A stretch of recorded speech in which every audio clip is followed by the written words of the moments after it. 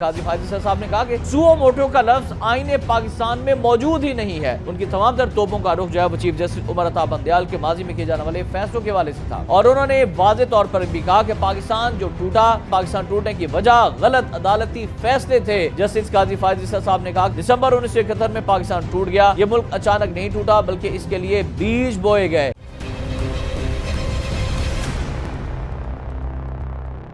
بسم اللہ الرحمن الرحیم، السلام علیکم ناظرین، آپ دیکھ رہے ہیں خبر پوائنٹ اور میں ہوں احتشام الرحمان۔ آج بات کریں گے ہم جسٹس قاضی فائز عیسیٰ صاحب کے اہم بیان کے حوالے سے۔ آج اسلام آباد میں ایک تقریب تھی آئین کی گولڈن جوبلی کے حوالے سے، اور اس کا موضوع تھا آئین پاکستان قومی وحدت کی علامت۔ اس موضوع پر جناب قاضی فائز عیسیٰ صاحب کو مدعو کیا گیا تھا، اور تقریب سے خطاب کرتے ہوئے ان سے مختلف کویسچنز بھی کیے گئے، اور انہوں نے اپنے خطاب میں بھی اور سوالوں کے جواب دیتے ہوئے کہا کہ ہم آئین پاکستان کی گولڈن جوبلی منا رہے ہیں۔ آئین پاکستان ہر شہری کے لیے ہے۔ 10 اپریل 1973 کو مشترکہ طور پر اسے اپنایا گیا تھا، اور قوم بھی اب آئین کی حفاظت کرے۔ تاریخ ہمیں 7 بار سبق دے چکی ہے، اور سو موٹو کے حوالے سے جو اختیار استعمال کیا گیا، اس پر آج انہوں نے کھل کر اپنی رائے کا اظہار کیا۔ قاضی فائز صاحب نے کہا کہ سو موٹو کا لفظ آئین پاکستان میں موجود ہی نہیں ہے۔ انہوں نے کہا کہ اگر انگلستان بھی چلے جائیں تو گورے بھی سو موٹو کا لفظ نہیں سمجھ پائیں گے کہ یہ سو موٹو ہوتا کیا ہے۔ قاضی فائز صاحب نے کہا کہ سو موٹو کی شک یعنی از خود نوٹس لینے کی شک 184(3) میں چیف جسٹس کے پاس سو موٹو کا اختیار نہیں لکھا ہوا، بلکہ یہ سپریم کورٹ آف پاکستان کا اختیار ہے، اور کوئی چیف جسٹس کسی کو ذاتی فائدہ دینے کے لیے یہ شک ہرگز استعمال نہیں کر سکتا۔ یہ بڑا واضح بیان دیا ہے جسٹس قاضی فائز صاحب نے۔ ان کی تمام تر توپوں کا رخ جو ہے وہ چیف جسٹس عمر عطا بندیال کے ماضی میں کیے جانے والے فیصلوں کے حوالے سے تھا۔ انہوں نے کہا کہ از خود نوٹس کسی کو فائدہ دینے کے لیے استعمال نہیں کیا جانا چاہیے، اور شک 184(3) کا بار بار استعمال کیا گیا۔ انصاف اور حقوق کے لیے عدالتیں ہی ہوتی ہیں۔ اور نمبر گیم کے حوالے سے بات کرتے ہوئے جسٹس قاضی فائز صاحب نے کہا کہ نمبر گیم سے جھوٹ کو سچ اور سچ کو جھوٹ میں نہیں بدلا جا سکتا۔ عام انتخابات سے متعلق انہوں نے بات کرتے ہوئے کہا کہ اس سے متعلق جو رائے ہے میں نہیں دے سکتا اس معاملے پر، چونکہ مقدمات چل رہے ہیں اس لیے میں اس پر اپنی رائے نہیں دے سکتا۔ لیکن انہوں نے یہ کہہ دیا کہ تاریخ سے اگر ہم سبق نہیں سیکھیں گے تو تاریخ اپنے آپ کو دہرائے گی، اور انہوں نے واضح طور پر بھی کہا کہ پاکستان جو ٹوٹا 1971 میں، پاکستان ٹوٹنے کی وجہ غلط عدالتی فیصلے تھے، اور انہوں نے کھل کر عدلیہ کے فیصلوں پر تنقید بھی کی جو ماضی میں عدلیہ کرتی رہی ہے۔ انہوں نے کہا کہ از خود نوٹس کی شک صرف مظلوموں کے لیے ہے، اور زندہ معاشروں میں ہمیشہ اختلاف رائے ہوتا ہے۔ ہر عدالت سے مختلف آراء سامنے آتی ہیں، سب کا احترام کیا جانا چاہیے۔ جسٹس قاضی فائز عیسیٰ صاحب کا کہنا تھا کہ یہ کتاب صرف پارلیمان نہیں لوگوں کے لیے بھی اہم ہے، اور ان کا اشارہ آئین پاکستان کی طرف سے تھا۔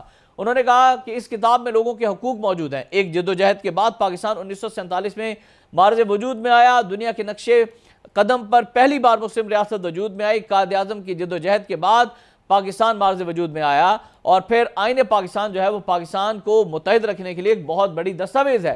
جسٹس قاضی فائز عیسیٰ صاحب نے کہا کہ ہم آئین کی تشریح کر سکتے ہیں، جب ناانصافی ہوتی ہے تو وہ زیادہ دیر تک نہیں ٹھہرتی، اور آئین کو اس طرح پیش نہیں کیا جاتا جس کا وہ مستحق ہے۔ جسٹس قاضی فائز عیسیٰ صاحب نے کہا کہ ہمیں دیکھنا چاہیے کہ جھوٹ اور بد اخلاقی کے نتائج کیا نکلتے ہیں۔ دسمبر 1971 میں پاکستان ٹوٹ گیا، یہ ملک اچانک نہیں ٹوٹا بلکہ اس کے لیے بیج بوئے گئے، اور جو بیج بویا گیا اس نے ملک کے 2 ٹکڑے کر دیے۔ 1971 میں قوم کا سر جھکا ہوتا تھا اور قوم شرمندہ تھی۔ پھر 4 جولائی 1977 کو ایک شخص نے جمہوریت اور آئین پر وار کیا، اور اس شخص نے 11 سال تک حکومت کی۔ پھر جہاز کے حادثے میں اس کا انتقال ہو گیا۔ تو یہ اشارہ تھا ڈکٹیٹرز کی طرف۔ قاضی فائز صاحب کا کہنا تھا کہ ہمارے ہاں ایک ڈکٹیٹر آتا ہے، پھر کچھ عرصہ بعد خود کو دھوکہ دینے لگتا ہے اور سوچتا ہے کہ میں تو بہت زیادہ جمہوریت پسند ہوں۔ انہوں نے بتایا کہ 30 دسمبر 1985 میں مارشل لا اٹھایا گیا، اور سینئر جج نے کہا کہ پاکستان ٹوٹنے کی بڑی وجہ غلط فیصلہ تھا۔ 1962 کے آئین میں جمہوریت کو ختم کر دیا گیا تھا۔ 12 اکتوبر 1999 میں ایک آدمی نے سوچا تھا کہ مجھ سے بہتر کوئی نہیں، اور انہوں نے دوسرا وار 3 نومبر 2007 میں کیا۔ مشرف صاحب نے خود ہی اپنے آپ کو آئینی تحفظ بھی دے دیا۔ قاضی فائز صاحب نے کہا کہ 12 اکتوبر 1999 کو مشرف ایک سرکاری افسر نے آئین پر وار کیا تھا، اور ایک آئین توڑنے والے نے 11 سال ملک میں حکومت کی، پھر طیارہ حادثے میں اس کا انتقال ہوا۔ ان کا اشارہ جو ہے وہ جنرل ضیاء الحق کی جانب سے تھا، اور ڈکٹیٹروں کو کافی انہوں نے شدید تنقید کا نشانہ بنایا کہ ڈکٹیٹر آتے ہیں اور آئین کا بیڑا غرق کر دیتے ہیں، اور اب اس کا راستہ ہمیں روکنا ہوگا۔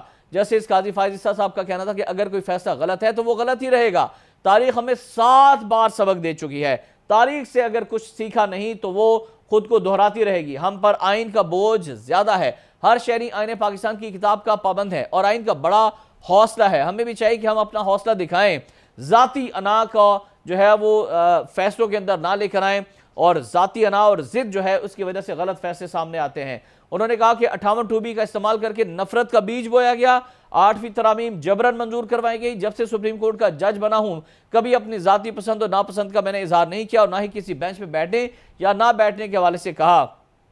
انہوں نے کہا کہ آزادی کے بعد سب سے زیادہ ضرورت آئین کی دی، اور ہمیں قائد اعظم کا شکر گزار ہونا چاہیے جنہوں نے اپنی بھرپور جد و جہد کے بعد ہمیں یہ پیارا ملک پاکستان دیا، اور اب آئین کی حفاظت کرنا بھی ہماری ذمہ داری ہے۔ تو ناظرین، آپ نے یہ گفتگو ملاحظہ فرمائی۔